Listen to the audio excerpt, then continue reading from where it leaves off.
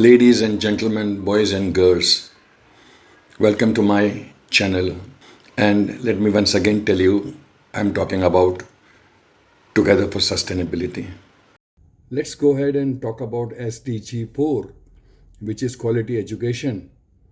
We have gone through SDG1, which is no poverty. We have gone through SDG2, which is zero hunger. And we have gone through SDG3, which is good health and well-being. But do you know that quality education is connected with each SDG? Because poverty is there where education is not available. Hunger is there where people do not get employment because they don't know anything. Neither they have education nor they have the skills. So why do we have to consider quality education is one of the most important SDG is because that will simultaneously remove several other drawbacks in the system and sustainability will improve once quality education improves. Let me give you some data. 103 million children globally do not get quality education, and 60% of these are women. 57 million children do not go to school at all. Increased number of primary and secondary schools employ more teachers, scholarships to students from developing countries. So, for Africa and South Asia, these are the things which governments have to do to ensure that quality education is provided to the needy children. Now, what are the obstacles in getting quality education? Let us discuss that. The first and foremost is accessibility. So, the location of the school, cost of learning, training, schooling, books, and socio-economic condition. That is, if I'm very poor, I can't afford, I don't have a transport, I don't have any facility, I need my children to work so that they help me in running my family, my house. Number two, equity. Who is more, boys or girls, rich or poor, marginalized people? So, because there is discrimination, this problem of quality education doesn't get successfully solved. So think about accessibility, equity. Third, quality. Quality is what? Acquiring necessary skills and knowledge, which can be achieved through a good school, through good teachers, and through good books, which are reflecting on Indian culture rather than Mughals and English culture. So, fourth is education to be from enrollment to finish. So, no dropouts. See, I am an auditor. I do several audits of big companies, and when I check the CSR, corporate social responsibility, which is mandatory for all the companies, I find that companies spend money for opening the schools, to appointing the teachers, to providing the bags and the books, but most of the times children take dropouts. And what does it mean? Dropouts means they come to the school, study for a couple of years, and then discontinue their studies.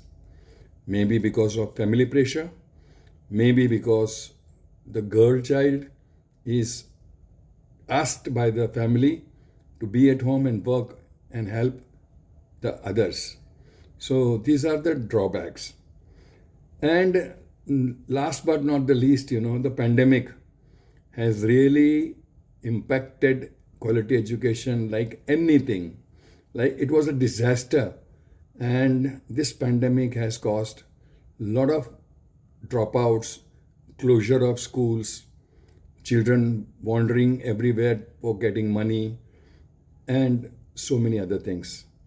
Government is doing good many things like free primary and secondary for girls and free primary for boys, scholarships to the needy and intelligent students, and providing transport to the needy and students who are staying far away. So a lot of things are being done by government, including opening of several Anganwadis, which is basically a playgroup for the children to come and play. That's it. They also provide midday meals, which are very healthy for the children. So government is doing so many things. So let's look at the Indian scenario once again. 287 million people are illiterate in India, which is 37% of global population. Every 11th child is a victim of child labor. 10.1 million children are working in various ways to support their families. Child labor, one of the very important component of TFS, and companies are supposed, it is by regulation that they will not appoint any child labor. Making use of child labor at a company or in a restaurant or at any shop is a punishable offense. They can be caught and they can be legal suited, and they will have to face the penalties posed by government. 200,000 Anganwadis will be expanded and 200 more educational channels will be started for quality education as per the budget speech of Finance Minister in the Lok Sabha 2-3 days back. So government is doing excellent. Now it is up to the parents to see that their children study, grow, become good doctors, engineers, architects, and our responsibility is to ensure that we, the people of India, support families, give them books if required. If your child passes 5th standard and goes to 6th, give your 5th standard books to the needy students and see that you are helping them. Provide food to them, provide any type of help. Say for example, 500 rupees a month, which can be considered as a scholarship.